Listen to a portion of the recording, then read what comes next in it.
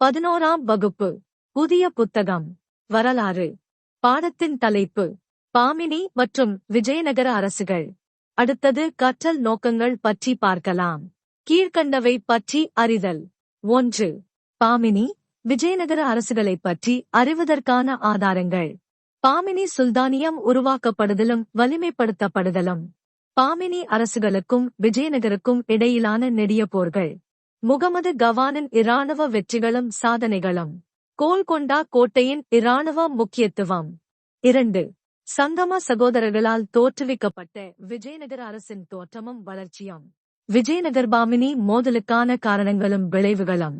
சாளுவ அரச வம்சத்தின் குறுகிய கால ஆட்சியும் தொடர்ந்து வந்த கிருஷ்ண தேவராயரின் சிறப்பு மிக்க வளர்ச்சியும். தலைக்கோட்டை போரும் விஜயநகர அரசின் வீழ்ச்சியும். விஜயநகர அரசின் நிர்வாகம், சமூகம், பொருளாதாரம். நாயக்க அரசுகளின் எழுச்சி. அடுத்தது அறிமுகம் பற்றி பார்க்கலாம். 14ஆம் நூற்றாண்டின் தொடக்கத்தில் தில்லி சுல்தானியம் தெற்கே விரிவாக்கத்திற்கு தயாரான போது தக்கான தென்னிந்தியாவும் 4 அரசுகளாக பிரிக்கப்பட்டிருந்தன. அவை தேவகிரியின் யாதவர், மேற்கு தக்காணம் தற்போதைய மகாராஷ்டிரா, துவார சமுத்திரத்தின் ஹொய்சாலர், கர்நாடகா, வாரங்கலின் காகதியர், தற்போதைய தெலங்கானாவின் கிழக்கு பகுதி, மதுரையின் பாண்டியர், தென் தமிழ்நாடு ஆகும். 1310, 1304 ஆகிய ஆண்டுகளில் மாலிக் காபூரின் 2 படையெடுப்புகளில் இந்த பழைய அரசுகள் ஒன்றன்பின் ஒன்றாக தோற்கடிக்கப்பட்டன. சீர்துவைக்கப்பட்டிருந்த தங்கள் செல்வங்களின் பெரும் பகுதியையும் தில்லி சுல்தானியத்தின் படையெடுப்பின் போது இழந்தன. துக்ளக் அரச வம்சம் தனது படைத்தளபதிகளின் மூலம் தென்னிந்திய படையெடுப்புகளை தொடர்ந்து நடத்தியது. முகமது பின் துக்ளக் 1325 முதல் 1351 வரை பரந்த தன் அரசை சிறப்பாக ஆட்சி புரிவதற்கென தலைநகரை கூட தேவகிரிக்கு மாற்றினார். தௌலதாபாத் என்று பெயர் மாற்றம் செய்யப்பட்டது. ஆனால் அம்முயற்சிகள் தோல்வியடைந்து மக்கள் பெருந்துயரத்திற்கு ஆளாயினர். மீண்டும் தன் தலைநகரை தில்லிக்கு மாற்றிய போது அவரின் தென்பகுதி மாகாண ஆளுநர்கள் தங்களை சுதந்திர அரசர்களாக அறிவித்தனர். இதன் காரணமாக 1333 இல் மதுரையில் சுதந்திரமான மதுரை சுல்தானியம் உருவானது. 1345 இல் வடக்கு கர்நாடகாவில் ஜாபர்கான் தன்னை சுதந்திர அரசராக அறிவித்துக் கொண்டு தன் தலைநகரை தேவகிரியிலிருந்து குல்பர்காவிற்கு மாற்றினார். அவர் பாமன் ஷா என்ற பட்டத்தைச் சூடி பாமினி அரசவம்சத்தை 1347 முதல் 1527 வரை தோற்றுவித்தார். இதற்கு சில ஆண்டுகளுக்கு முன்பாக 1336ஆம் ஆண்டு விஜயநகர அரசு சங்கம வம்ச சகோதரர்களான ஹரிஹரர், புக்கர் ஆகியோரால் துங்கபத்ரா நதிக்கரையில் விஜயநகரை தலைநகராக கொண்டு தற்போதைய ஹம்பி தோற்றுவிக்கப்பட்டது. அடுத்த நூற்றாண்டுகளில் இவ்வரசுகள் தங்களுக்குள் வளமான ரேச்சூர் ஆற்றடை பகுதியை கட்டுப்படுத்தவும் இவர்களின் இராணுவத்திற்கு தேவைப்படும் குதிரைகளை இறக்குமதி செய்யவும் மேற்கு கடற்கரையில் உள்ள கோவா, ஹோனாவர் துறைமுகங்களை கட்டுப்படுத்தவும் இடைவெளி இல்லாமல் கடுமையாக போரிட்டனர். அடுத்தது ஆதாரங்கள் பற்றி பார்க்கலாம். இக்கால பகுதியை பற்றி அறிய இலக்கியம், கல்வெட்டு, தொல்பொருள் போன்ற பலவகை ஆதாரங்கள் கிடைக்கின்றன. பாமினி அரசவையிலிருந்த வரலாற்றாசிரியர்கள் பாமினி, விஜயநகர அரசுகளுக்கிடையிலான மோதல்கள் பற்றி பாரசீக மொழியில் எழுதிய பல குறிப்புகள் உள்ளன. அவற்றில் சில சார்பு தன்மையோடு மிகைப்படுத்திய தகவல்களை கொண்டிருந்தாலும் அவை போர்கள், அரண்மனை சதிகள், இருதரப்புகளை சார்ந்த மக்களின் வாழ்க்கை, துயரங்கள் ஆகியன பற்றிய போர்களை கண்ணால் கண்ட சாட்சியங்களை கொண்டுள்ளன. கல்வெட்டுகளில் அது போன்ற செய்திகள் இல்லை. விஜயநகர அரசவையின் ஆதரவில் எழுதப்பட்ட மனுசரிதம், சாளுவபயுதயம் போன்ற இலக்கியங்கள் விஜயநகர அரசின் வம்சாவளி, அரசியல் மற்றும் சமூகம் பற்றிய தகவல்களை தருகின்றன. தெலுங்கு மொழியில் எழுதப்பட்ட இலக்கியமான ராயவாசகமும் கிருஷ்ணதேவராயரின் கீழ் இருந்த நாயங்காரர் முறை பற்றிய ஆர்வமூட்டக்கூடிய தகவல்களை தருகின்றது.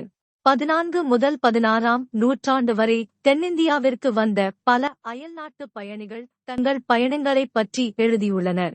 அவை அரசியல், சமூகம், பண்பாடு ஆகிய அம்சங்களின் முக்கியத்துவத்தை அறிய உதவுகிறது. மொராக்கோ நாட்டைச் சேர்ந்த பயணியான இபன் பதூதா 1333-45, பாரசீக பயணியான அப்துர் ரசாக் 1443 முதல் 45 வரை. ரஷ்ய பயணியான நிகிடின் 1470 முதல் 74 வரை. போர்த்துகீசிய நாட்டு வணிகர்களான டொமிங்கோ பயஸ், டூனிஸ் 120 முதல் 37 வரை ஆகியோரின் குறிப்புகள் குறிப்பிடத்தகுந்த முறையில் அதிகமான செய்திகளை முன்வைக்கின்றன. கன்னடம், தெலுங்கு, தமிழ் ஆகிய மொழிகளிலுள்ள ஆயிரக்கணக்கான கல்வெட்டுகளும் சமஸ்கிருத மொழியிலுள்ள பல செப்பு பட்டயங்களும் இலக்கியச் சான்றுகள் தரும் செய்திகளோடு அதிக செய்திகளை வழங்குகின்றன. கோவில்கள், அரண்மனைகள், கோட்டைகள், மசூதிகள் என வளமான தொல்லியல் சான்றுகளும் உள்ளன. நாணயச் சான்றுகளும் அதிக அளவில் கிடைக்கின்றன. விஜயநகர அரசர்கள் வராகன் என்று குறிப்பிடப்பட்ட தங்க நாணயங்களை அதிக எண்ணிக்கையில் வெளியிட்டனர். இது தமிழில் போன் என்றும் கன்னடத்தில் ஹொன்னு என்றும் குறிப்பிடப்பட்டதையோ.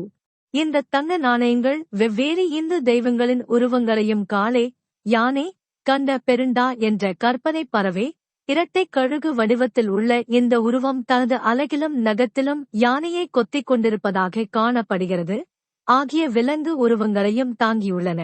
நாணயத்தில் அரசனுடைய பெயர் நகரி அல்லது கன்னட எழுத்து வடிவத்தில் பொறிக்கப்பட்டுள்ளது. அடுத்தது பாமினி அரசு பற்றி பார்க்கலாம். அடுத்தது அலாவுதீன் ஹசன் பாமன்ஷா 1347 முதல் 1358 வரை பற்றி பார்க்கலாம்.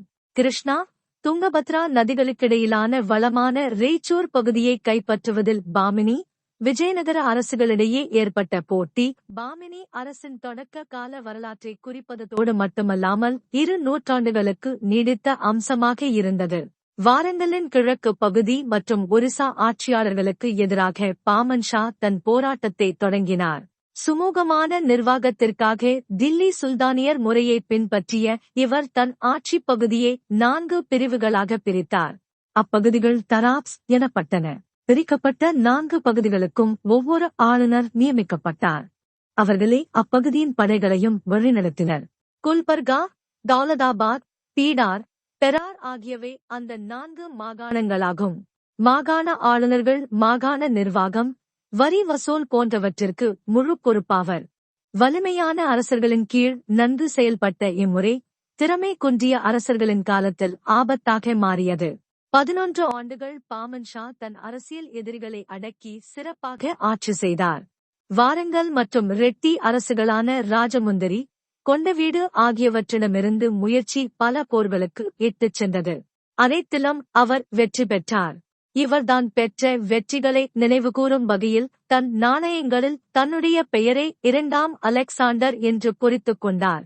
அடுத்தது 1ஆம் முகமது 1358 முதல் 1375 வரை பற்றி பார்க்கலாம். பாமன்ஷாவிற்கு பின் ஆட்சிக்கு வந்தவர் 1ஆம் முகம்மது. விஜயநகர அரசுடன் நீண்டகால போர்களை அவர் மேற்கொண்டார். அவற்றில் பல ரேச்சூர் ஆற்றடை பகுதியோடு தொடர்புடையதாகும். இருதரப்பிலும் பலத்த உயிர் சேதம் ஏற்பட்டாலும் யாரும் அப்பகுதியை முழுமையாக கட்டுப்படுத்த இயலவில்லை. இவர் மேற்கொண்ட 2 கடுமையான போர்களால் பலன் ஏதும் இல்லை. 1363 வாரங்கல் மீது படையெடுத்து அதனை கைப்பற்றினார். வாரங்கல் போர் நஷ்டஈட்டை வாரி வழங்கியது. கோல்கொண்டா கோட்டை அவர் வசமானது. அங்கிருந்த கருவூலங்கள், ரத்தினக் கற்கள் பாமினி அரசின் வசமாயின. அங்கிருந்த ரத்தின சிம்மாசனம் பாமினி அரசின் சிம்மாசனமாயிற்று. ஆகாய நீல வண்ணத்திலுள்ள ரத்தினக் கற்கள் ஓரளவு விலை மதிப்புள்ள கற்களாகும். இம்மாணிக்க கற்களினால் இழைக்கப்பட்ட அரியணை பாரசீக அரசர்களின் ஒரு சிம்மாசனமாக இருந்தது என பிர்தூசியின் ஷானாமா குறிக்கின்றது. 1ஆம் முகமது சிறந்த அரசு முறை நிர்வாகத்தை பின்பற்றினார். தில்லி சுல்தானிய அரச முறையை பின்பற்றி சிறப்பாக இவர் செய்த நிர்வாக முறை பிற்காலத்தில் மராட்டிய ஆட்சியாளர்களுக்கு முன்னுதாரணமாக திகழ்ந்தது.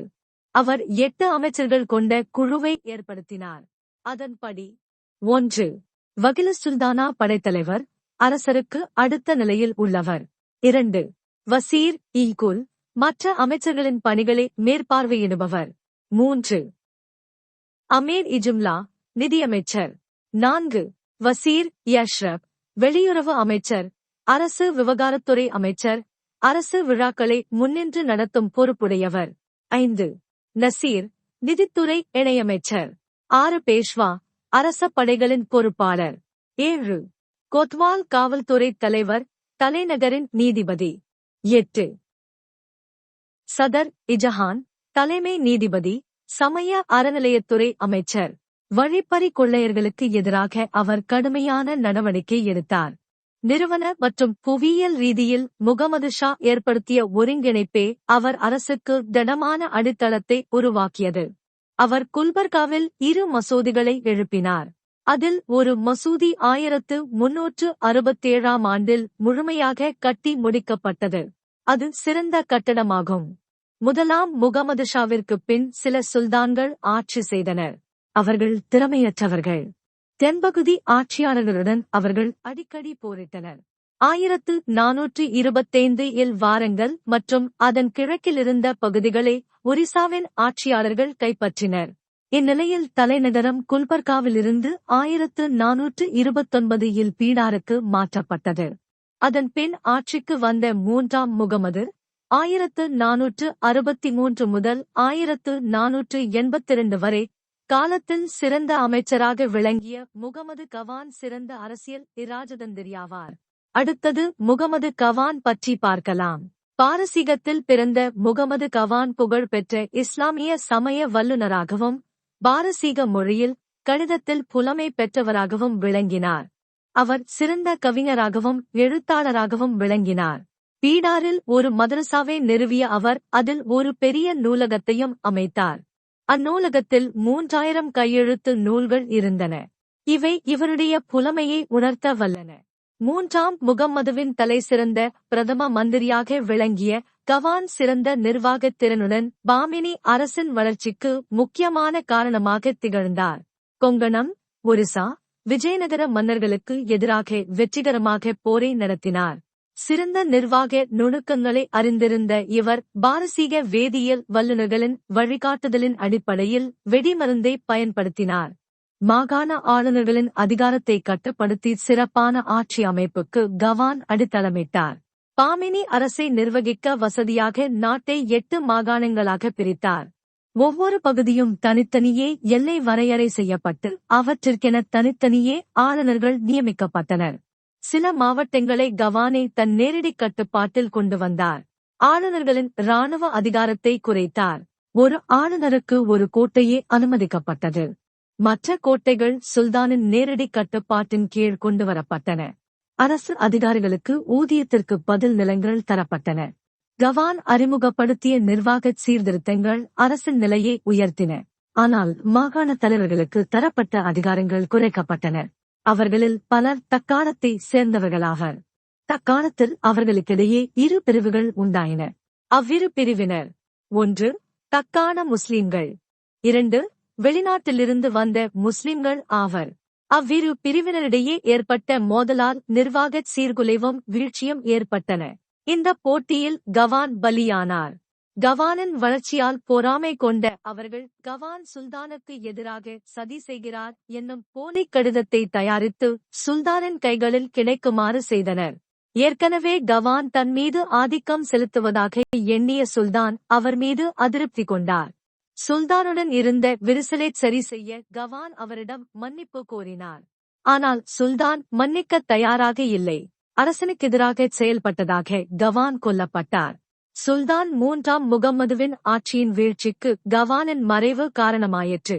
அடுத்தது கோல்கொண்டா கோட்டை பற்றி பார்க்கலாம். ராஜா கிருஷ்ணதேவ் என்ற வாரங்கல்லை தலைநகராக கொண்ட காகத்திய வம்ச அரசர் கட்டிய கோட்டை இது. 1495 முதல் 1496 வரை இக்கோட்டை சுல்தான் குலி ஷாவிற்கு ஒரு ஜாகீராக நிலமாக தரப்பட்டது. அவர் அக்கோட்டையை கருங்கற்கள் கொண்டு புனரமைத்தார். அதன்பின் இக்கோட்டை பகுதி இருந்த நகரம் முகம்மது நகர் எனப்பட்டது. பிற்காலத்தில் பாமினி அரசின் கைவசமாகி அதன் பின்னர் குதுப் ஷாகி வம்ச அரசின் தலைநகரானது.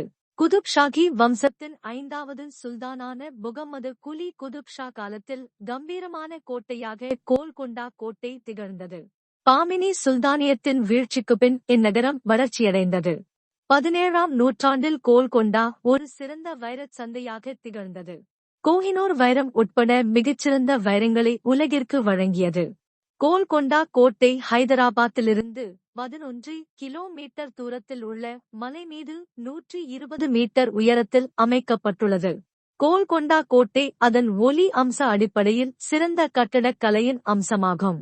இக்கோட்டையின் உயர்ந்த பகுதி பாலா ஹிசார் என்றழைக்கப்படுகிறது. இதில் இரகசிய நிலத்தடி சுரங்கப்பாதை உள்ளது. அது தர்பார் அறையிலிருந்து மலையின் கீழுள்ள அரண்மனைக்கு செல்வதாக சொல்லப்படுகின்றது. இக்கோட்டையில் அரச அவையும் தர்பார் ஹால் உள்ளது. இதில் ஒரு மாளிகையும் உள்ளது. கோல்கொண்டா கோட்டையில் குதுப் ஷாகியின் கல்லறையும் உள்ளது. இதில் இருவித தனி வழிகள் உள்ளன. இவை கோல்கொண்டா கட்டடக்கலையின் சிறப்பம்சங்களில் ஒன்றாக கருதப்படுகிறது. பீரங்கிகள், பாலங்கள், அரச அரண்மனைகள், அறைகள், மசூதிகள், தொழுவங்கள் உட்பட 4 சிறிய கோட்டைகளும் இதனுள் அடங்கும். இக்கோட்டையின் நுழைவாயில் பகுதி பதேதர்வாசா அல்லது வெற்றி நுழைவாயில் என்றழைக்கப்படுகிறது. ஒளரங்கசீப் 8 மாதங்கள் முற்றுகையிட்டு 1687 இல் ஆப்கானிய வாசல் காப்பாளரின் துரோகம் காரணமாக கோல்கொண்டா கோட்டையை அதன் ஆட்சியாளரிடமிருந்து கைப்பற்றினார். அடுத்தது கலை மற்றும் கட்டடக்கலை பற்றி பார்க்கலாம்.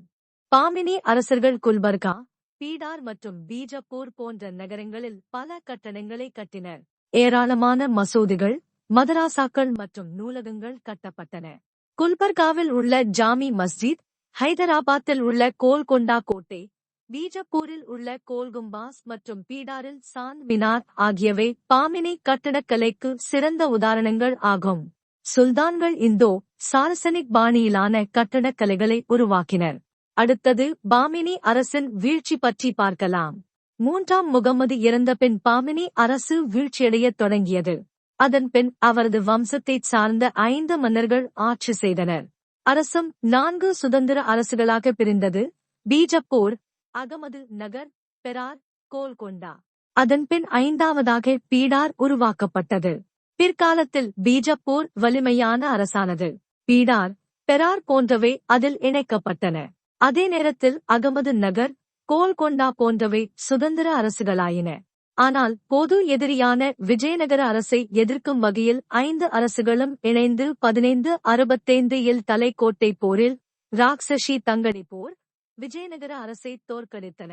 ஆனால் தலைக்கோட்டை போருக்கு பின் தக்கான சுல்தானியங்கள் முகலாய அரசுடன் இணைக்கப்பட்டன. அடுத்தது விஜயநகர பேரரசு பற்றி பார்க்கலாம். அடுத்தது தோற்றமும் விரிவாக்கமும் பற்றி பார்க்கலாம்.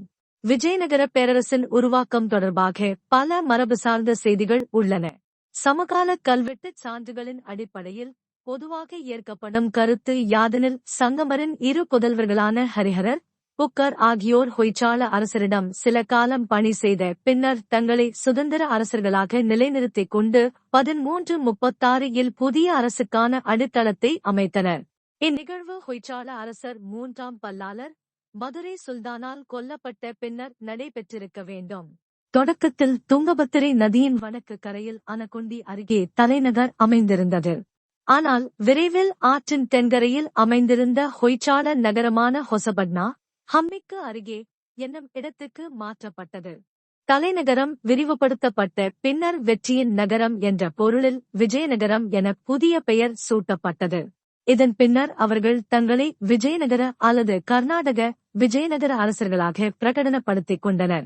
1346ஆம் ஆண்டு ஹரிஹரரின் முடிசூட்டு விழா கொண்டாடப்பட்டது. வரலாற்றறிஞர்கள் ஹரிஹரர், புக்கர் தொடங்கிய இவ்வரச வம்சத்தை அவரின் தந்தையாரின் பெயரில் அல்லது மூதாதையரின் பெயரில் சங்கம வம்சம் என அழைத்தனர். விஜயநகர அரசர்கள் சாளுக்கியரின் முத்திரையான பன்றி, வராகம் உருவத்தை தங்களது அரச முத்திரையாக கொண்டனர்.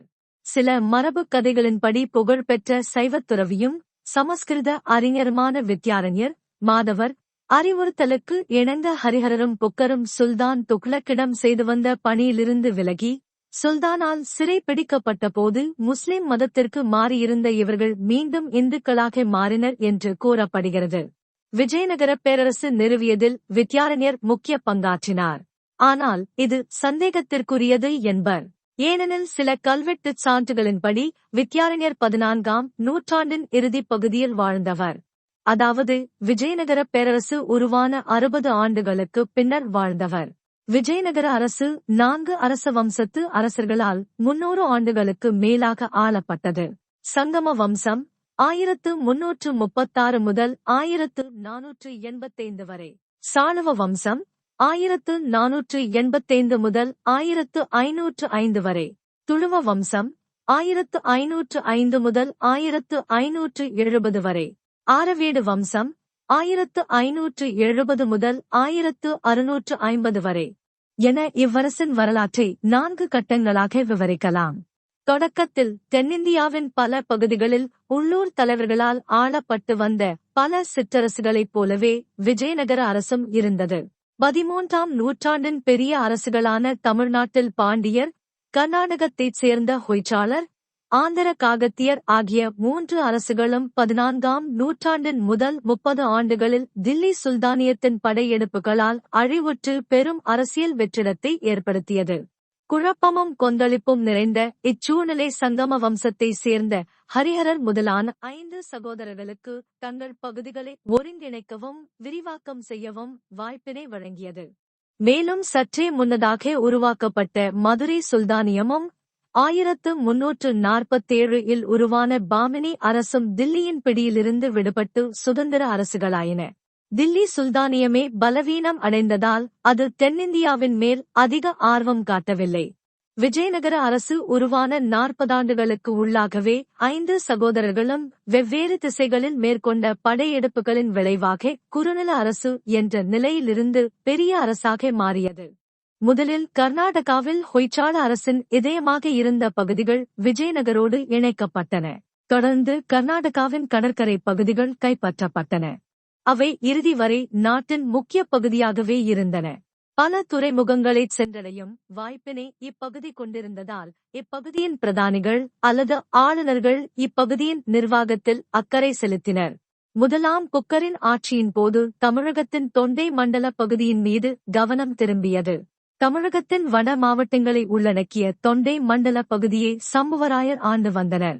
இளவரசர் கம்பனர் வழக்கமாக குமார கம்பனர் என்பர் தன் நம்பிக்கைக்குரிய தளபதி மாரையா நாயக்கரின் உதவியுடன் இப்பணியை வெற்றிகரமாக முடித்தார். மேலும் மதுரை சுல்தானை 1370 இல் கொன்றதன் மூலம் மதுரை சுல்தானிய ஆட்சியை முடிவுக்கு கொண்டுவந்த பெருமையும் குமார கம்பண்ணாவைச் சாரும். இச்செய்தி குமார கம்பண்ணாவின் மனைவி கங்காதேவி சமஸ்கிருத மொழியில் எழுதிய மதுரா விஜயம் எனும் நூலில் குறிப்பிடப்பட்டுள்ளது. ஆனால் மதுரை உள்ளிட்ட பாண்டிய நாடு அப்போது விஜயநகர அரசோடு இணையவில்லை. 100 ஆண்டுகளுக்குப் பின்னர் 1500 வாக்கில் பாண்டிய நாடு விஜயநகர அரசின் ஒரு பகுதியானது. அதுவரையிலும் தமிழகத்தின் வடபகுதிகளும் காவேரி வடிநிலப் பகுதி வரையிலான மத்திய பகுதிகளுமே சங்கம, சாளுவ வம்ச அரசுகளின் நேரடி நிர்வாகத்தின் கீழிருந்தன. அடுத்தது விஜயநகர் பாமினி மோதல் பற்றி பார்க்கலாம். தொடக்கத்திலிருந்தே பாமினி விஜயநகர அரசுகள் தொடர்ந்து மோதிக்கொண்டன. இடங்களை கைப்பற்றுதல், கப்பம் வசூலித்தல், குதிரை வாணிகத்தின் மேலான கட்டுப்பாடு ஆகியவற்றில் ஏற்பட்ட போட்டியே மோதல்களுக்கான முக்கிய காரணங்களாகும். கிருஷ்ணா, துங்கபத்திரை நதிகளுக்கு இடைப்பட்ட வளம் மிக்க ரேச்சூர் பகுதியை இணைத்துக் கொள்ளவும் மேலாதிக்கம் செலுத்தவும் இருவருமே விரும்பினர். ஆனால் இருவராலும் முழுமையான வெற்றியை பெற இயலவில்லை. நிலையற்ற சிறிய வெற்றிகளுக்காக பெருமளவில் ரத்தம் சிந்தப்பட்டது. சில வரலாற்று ஆய்வாளர்கள் இந்து விஜயநகரத்திற்கும் இஸ்லாமிய பாமினி அரசுகளுக்கு இடையே நிலவிய மதப்பகைமையே தொடர்ந்த போர்களுக்கான அடிப்படை காரணமென்று கருதுகின்றனர். ஆனால் உண்மையில் விஜயநகர அரசர்கள் முஸ்லிம்கள் அல்லாத இந்து அரசுகளான வாராங்கல், கொண்டவீடு, ஒரிசா ஆகியவற்றுடன் போரிட்ட போது முஸ்லிம் அரசுகள் சில சமயம் விஜயநகருக்கு ஆதரவாகவும் சில சமயம் எதிர்தரப்புக்கு ஆதரவாகவும் பங்கேற்றனர். கோவா மற்றும் ஏனைய துறைமுகங்கள் வழியாக நடைபெற்ற குதிரை வாணிகத்தை தங்கள் கட்டுப்பாட்டில் வைத்துக் கொள்வதில் ஏற்பட்ட போட்டி இப்போர்களுக்கு மற்றொரு காரணமாகும். தொடர்ந்து போரிட்டுக் கொண்டாலும் கிருஷ்ணா நதியே ஏறக்குறைய இவ்விருவரையும் பிரிக்கும் எல்லை கோடாக அமைந்திருந்தது. ஆந்திராவின் கடற்கரை பகுதிகளில் அதிகாரத்திற்கான போட்டி ஒரிசாவைச் சேர்ந்த கஜபதி அரசுக்கும் விஜயநகருக்குமிடையே நடைபெற்றது. 2ஆம் தேவராயர் ஆட்சி பொறுப்பை ஏற்கும் வரை இப்பிரச்சனையில் விஜயநகரால் பெரும் வெற்றி என எதையும் பெற இயலவில்லை. 2ஆம் தேவராயர் 1422 முதல் 46 வரை உரியர்களை சில போர்களில் தோற்கடித்தார். இப்போர்கள் அனைத்தும் கப்பம் வசூல் செய்வதற்காகவே நடைபெற்றன. இடங்கள் கைப்பற்றப்பட்டு இணைக்கப்படவில்லை. சங்கம வம்ச அரசர்களுள் மிகச் சிறந்த அரசர் இரண்டாம் தேவராயர் ஆவார். தன்னுடைய குதிரைப்படையின் வலிமையை பெருக்குவதற்காக பயிற்சி பெற்ற முஸ்லிம் குதிரைப்படை வீரர்களை தனது படைகளில் சேர்த்துக் கொண்டார். இரண்டாம் தேவராயரின் காலத்தில் இங்கு வந்த பாரசீக நாட்டின் தூதுவர் அப்துல் ரசாக் கொச்சி சாமரின் அரசவைக்கும் விஜயநகரத்திற்கும் வருகை தந்தார். இரண்டாம் தேவராயர் மிக பெரும் பகுதியை கட்டுப்படுத்தினார் என்று குறிப்பிடுகின்றார். இரண்டாம் தேவராயர் இலங்கை அரசனிடமிருந்தும் கப்பம் பெற்றார். இரண்டாம் தேவராயருக்கு பின்னர் பிரச்சினைகள் தலை தூக்கின. வாரிசுரிமை சண்டைகளும் திறமையற்ற அரசர்கள் ஆட்சி பொறுப்பேற்றதன் விளைவாக கஜபதி அரசர்கள் ஆந்திராவின் கடற்கரை பகுதிகளில் ஆதிக்கம் செலுத்தினர். 1460 முதல் 65 வரைக்கும் இடைப்பட்ட காலப்பகுதியில் கஜபதி படைகள் பலமுறை தாக்குதல்களை மேற்கொண்டன. மேலும் திருச்சிராப்பள்ளி வரை வெற்றிகரமாக படையெடுத்து வந்த கஜபதி படைகள் பெரும் அழிவுகளை ஏற்படுத்தியதோடு கோவில்களின் செல்வத்தையும் கொள்ளையடித்தன. இச்சூழலை சாதகமாக பயன்படுத்திய குறுநில மன்னர்கள் சுதந்திர அரசர்களாயினர். சாளுவ வம்ச அரசர்களின் எழுச்சி வரை தஞ்சாவூர், திருச்சிராப்பள்ளி பகுதிகளில் திருமலைத்தேவர், கோனேரித்தேவர் போன்ற குறுநில மன்னர்கள் ஒரு சில பத்தாண்டுகள் சுதந்திர அரசர்களைப் போல ஆட்சி நடத்தினர்.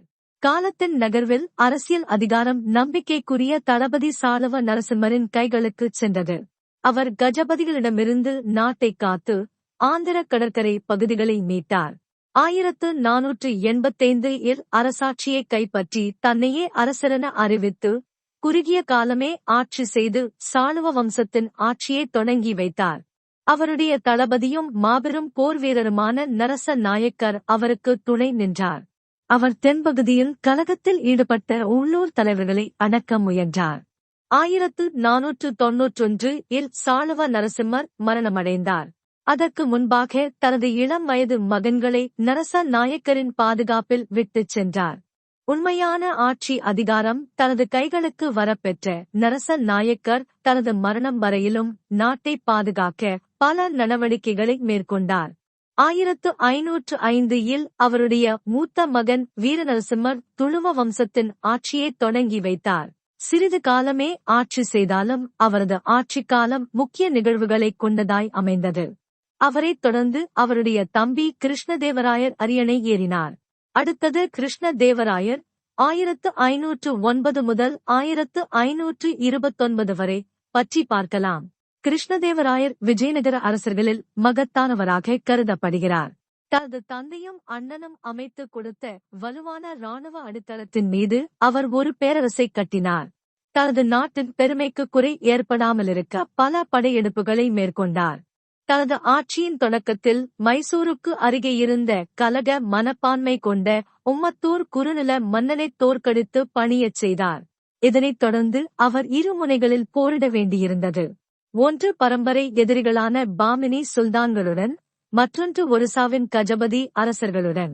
அவருடைய கிழக்கு திசை படையெடுப்பின் போது கஜபதி அரசர்களின் வசமிருந்த உதயகிரி கோட்டையைப் போன்று பல கோட்டைகள் கைப்பற்றப்பட்டதைப் பற்றி பல கட்வெட்டுகள் தெளிவாக விளக்குகின்றன. முடிவில் அவர் தனது வெற்றி தூணை சிம்மாச்சலத்தில் நிறுவினார். பாமினி படைகளை முறியடிப்பதற்காக கிருஷ்ணதேவராயர் ஒன்றுக்கும் மேற்பட்ட படையெடுப்புகளை ஆண்டுதோறும் மேற்கொள்ள நேர்ந்தது. ஏனெனில் ஆண்டுக்கு ஒருமுறை என்ற கணக்கில் பாமினி படைகள் விஜயநகரை ஊடுருவின. ஒரு சில படையெடுப்புகளின் போது மலபார், கொங்கணக் கடற்கரை பகுதிகளில் தங்களுடைய அதிகாரத்தை நிறுவுவதற்கு முயன்று கொண்டிருந்த போர்த்துகீசியர் விஜயநகருக்கு இராணுவ உதவிகளைச் செய்தனர். மேலும் பகல் என்னும் இடத்தில் கோட்டை கட்டிக்கொள்ளும் உரிமையை பெற்றனர். அவர் மிக பெரும் வெற்றியாளராக இருந்த போதிலும் கிருஷ்ணதேவராயர் பெற்ற வெற்றிகள் தங்களுக்கிடையே தொடர்ந்து போர் செய்து கொண்டிருந்த தக்கான சுல்தானிய அரசுகளை ஒற்றுமை கொள்ளச் செய்தன. கிருஷ்ணதேவராயர் விஜயநகர அரசின் மகத்தான அரசர் என போற்றப்படுவதற்கு வேறு சில காரணங்களும் உள்ளன.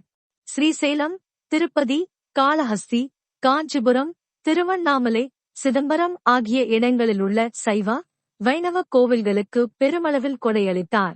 பல கோவில்களில் அவர் எழுப்பிய கோபுரங்கள் இன்று வரை உள்ளன. விஜயநகருக்கு வருகை தந்த சமகாலத்து வெளிநாட்டு பயணிகளான நூனிஸ், பயஸ் போன்றோர் அவருடைய ஆளுமை குறித்தும் விஜயநகரத்தின் உயர்நிலை, செல்வச் செழிப்பு ஆகியன பற்றியும் பாராட்டுகளை விட்டுச் சென்றுள்ளனர்.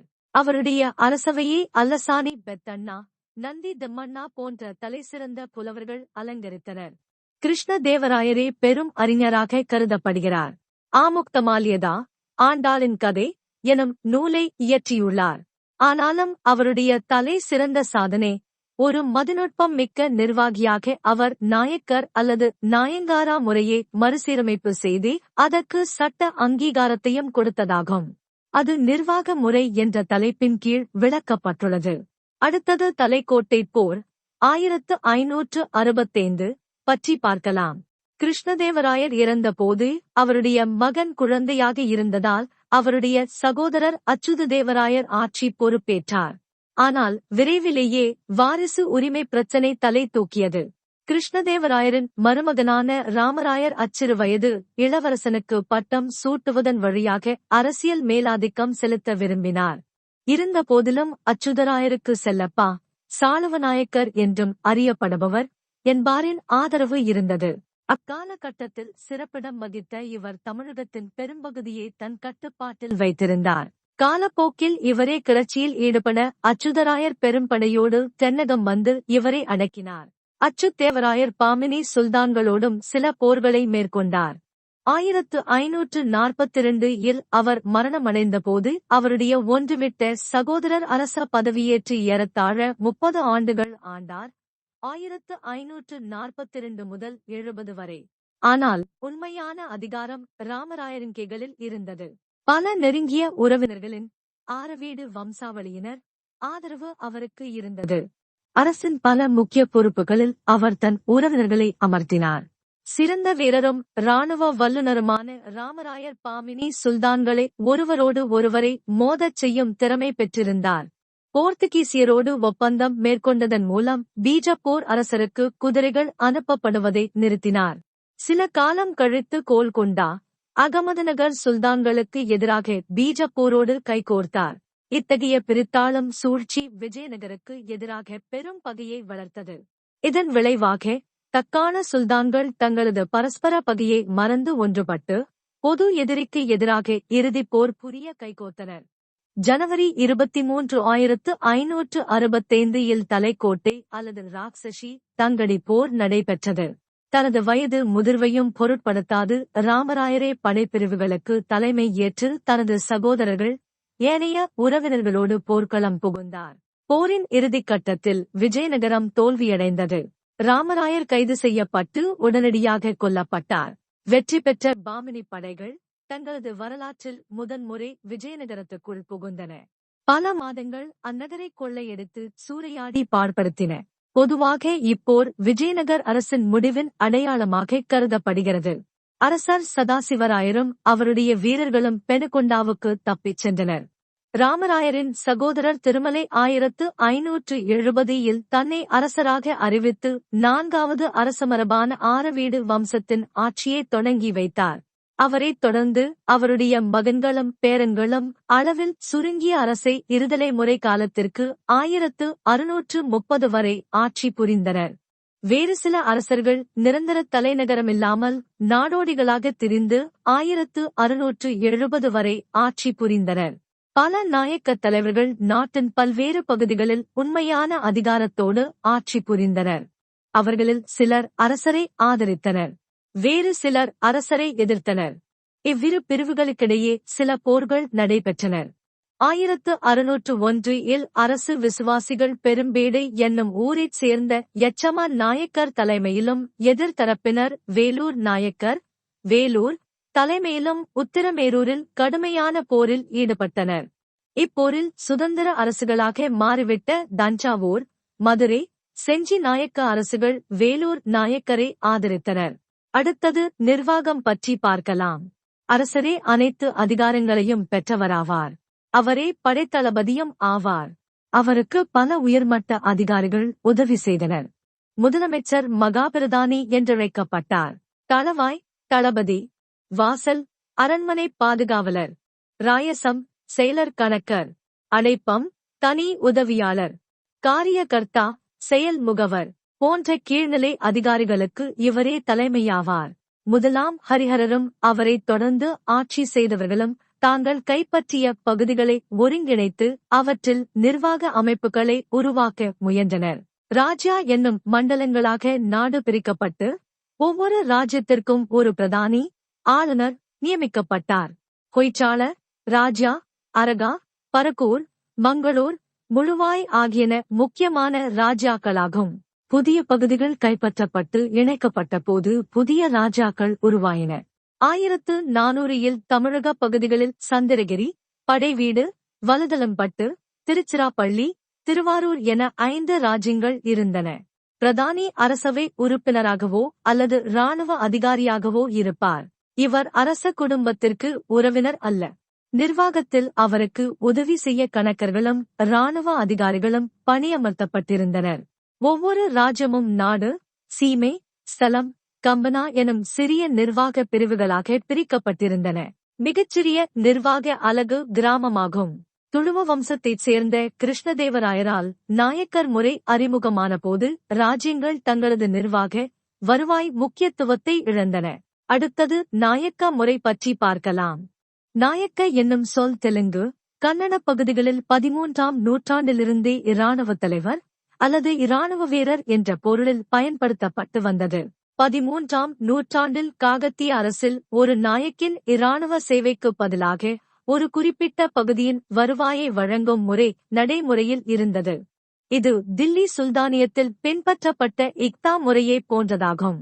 ஆனால் விஜயநகர அரசில் இராணுவ சேவைக்கு பதிலாக வருவாய் ஈட்டித்தரும் நிலப்பகுதிகளை வழங்கும் முறை 1500 அல்லது அதற்கு சற்று முன்னதாகவே தொடங்கிற்று. கல்வெட்டுகள் இம்முறையே தமிழில் நாயக்கட்டணம் எனவும் நாயக்தானம் என கன்னடத்திலும் நாயன்கரமு என தெலுங்கிலும் குறிப்பிடுகின்றன. இம்முறையானது கிருஷ்ணதேவராயர், அச்சுததேவராயர் ஆகியோரின் ஆட்சியின் போது நிறுவன வடிவம் பெற்றது. கல்வெட்டுச் சான்றுகளும் நூனீஸ், பயஸ் போன்ற வெளிநாட்டவரின் பயணக் குறிப்புகளும் இதை உறுதி செய்கின்றன. விஜயநகர அரசு 200க்கும் மேற்பட்ட நாயக்குகளாக பிரிக்கப்பட்டிருந்ததாகவும் அந்நாயக்குகள் குறிப்பிட்ட எண்ணிக்கையில் குதிரை, காலாட்படை வீரர்களை பராமரித்து தேவைப்படும் நேரத்தில் அரசருக்கு இராணுவ சேவை செய்ய வற்புறுத்தப்பட்டார்கள் எனவும் நூனீஸ் குறிப்பிடுகின்றார். மேலும் அவர்கள் ஒவ்வொரு ஆண்டிலும் சில குறிப்பிட்ட 9 நாள் இராம நவமி திருவிழா போன்ற சமயங்களில் அரசருக்கு குறிப்பிட்ட அளவு வருவாயை வழங்க வேண்டும். நூனிஸின் கூற்றை ராயவாசகமோ என்னும் தெலுங்கு நூல் உறுதிப்படுத்துகிறது. இந்நூல் கிருஷ்ணதேவராயரின் காலத்தில் இம்முறை நடைமுறையில் இருந்ததை கூறுகிறது. பிற்காலத்தைச் சேர்ந்த பாளையக்காரர்களின் வம்சாவளிகள், அவர்களில் பெரும்பாலோர் பழைய நாயக்கர் குடும்பங்களைச் சேர்ந்தவர்கள், இந்நாயக்க முறையானது கிருஷ்ணதேவராயர் காலத்தில் நிறைவு பெற்றது எனக் குறிப்பிடுகின்றன. பெரும்பாலான நாயக்கர்கள் கன்னடம், தெலுங்கு பேசுபவர்கள்.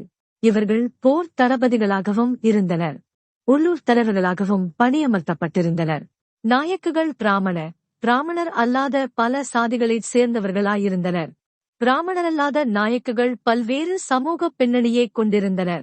போர் புரியும் மரபினைச் சார்ந்தவர்களாகவும், மேய்ச்சல் தொழில் செய்பவர்களாகவும், வனங்களில் வாழும் குலத்தோராகவும், யாதவர், பில்லமர், விவசாய குடும்பத்தை சேர்ந்தவர்களாகவும், ரெட்டி, வணிகர்களாகவும், பலிஜா இருந்தனர். கிருஷ்ணதேவராயரிடம் பணிபுரிந்த செல்லப்பா போன்ற மிகச்சிறந்த நாயக்குகள் பிராமணர்கள் ஆவர்.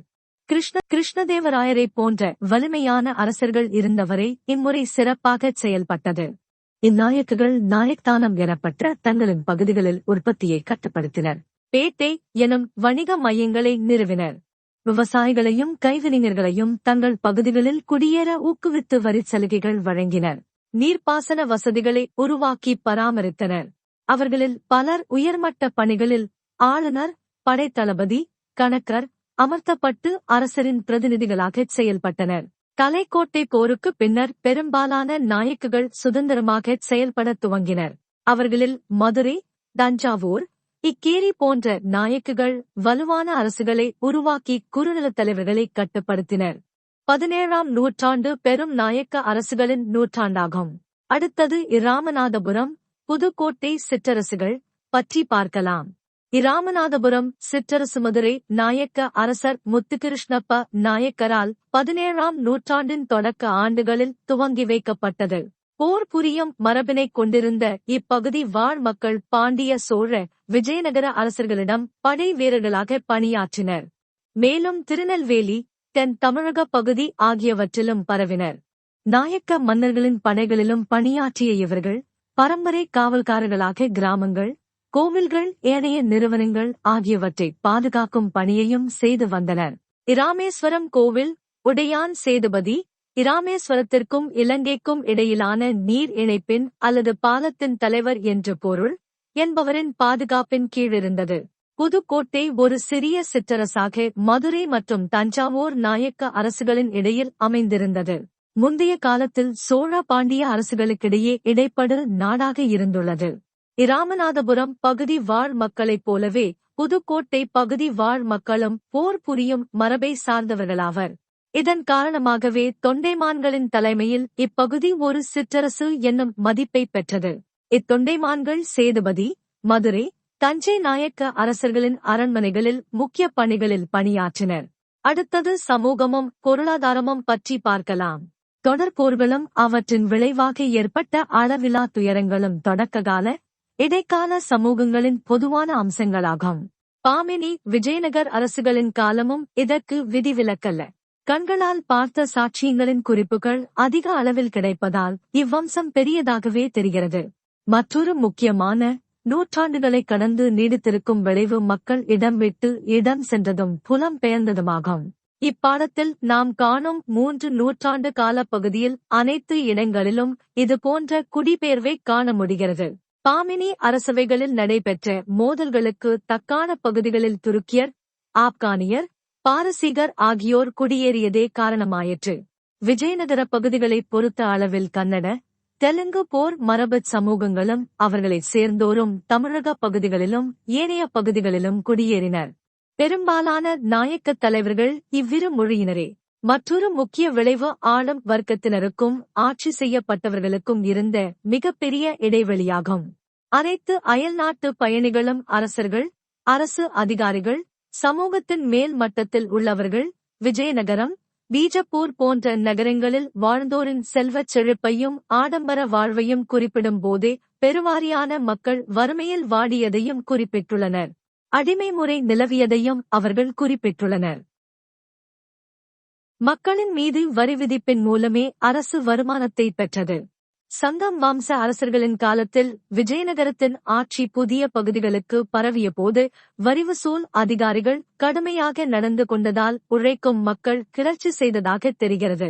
அப்படிப்பட்ட ஒரு கிளர்ச்சி 1430 தமிழ்நாட்டின் மைய பகுதிகளில் நடைபெற்றுள்ளது.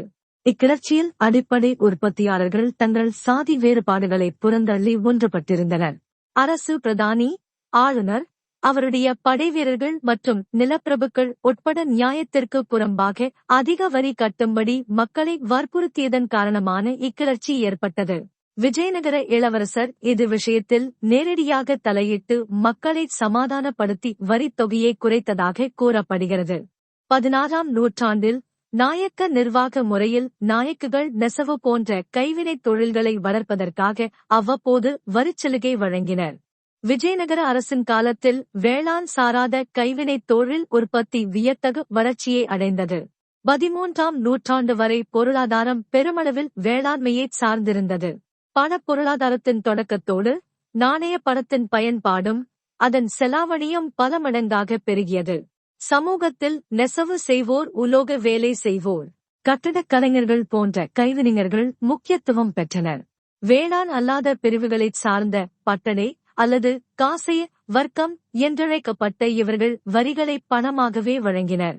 தமிழகத்தின் வடபகுதி, ராயலசீமை, ஆந்திர கடற்கரை பகுதி ஆகியவற்றில் பெரும் எண்ணிக்கையில் வணிக மையங்களும் நெசவு மையங்களும் உருவாயின. இயல்பாகவே தென்னிந்திய துறைமுகங்களிலிருந்து ஏற்றுமதி செய்யப்பட்ட பண்டங்களில் ஜவுளி முக்கிய பண்டமாக விளங்கியது. 16ஆம் நூற்றாண்டிலிருந்து ஜவுளி வணிகமானது இந்தியாவிற்கு வந்த போர்த்துகீசியர் மற்றும் ஏனைய ஐரோப்பிய வணிகர்களை பெரிதும் ஈர்த்த ஒன்றாகும். அடுத்தது பாடச் சுருக்கம் பற்றி பார்க்கலாம். 1. பாமினி அரசை உருவாக்கியதில் பாமன்ஷாவின் பங்களிப்பு, பாமினி அரசை வலிமைப்படுத்தியதில் முதலாம் முகமதுவின் பங்கு ஆகியவை விளக்கப்பட்டுள்ளன. ரெய்ச்சூர் ஆற்றடை பகுதியை மையமாகக் கொண்டு விஜயநகர் பாமினி அரசுகளிடையே தொடர்ந்து நடைபெற்ற போர்கள் பொருளாதார ரீதியாக இரு அரசுகளையும் பலவீனப்படுத்தியது எடுத்துரைக்கப்பட்டுள்ளது. பாமினி சுல்தானியம் 5 தக்கான சுல்தானியங்களாக பிரிந்தது விவரிக்கப்பட்டுள்ளது. கண்கவரம் கோல்கொண்டா கோட்டையின் வடிவமும் அதன் முக்கியத்துவமும் கோடிட்டுக் காட்டப்பட்டுள்ளன. 2. சங்கம சகோதரர்களால் விஜயநகர அரசு நிறுவப்பட்டது விளக்கப்பட்டுள்ளது. சாளுவ வம்சத்தின் குறுகிய கால ஆட்சியும் துளுவ வம்சத்தைச் சேர்ந்த பெரும் புகழ் பெற்ற கிருஷ்ண தேவராயரின் ஆட்சியும் விவரிக்கப்பட்டுள்ளது. தலைக்கோட்டை போரும் நாயக்க அரசுகளின் எழுச்சியும் விளக்கப்பட்டுள்ளன. விஜயநகர பேரரசின் நிர்வாகம், சமூகம், பொருளாதாரம் ஆகியன பகுத்தாய்வு செய்யப்பட்டுள்ளன. இன்றைய பாடம் முடிந்தது. நன்றி.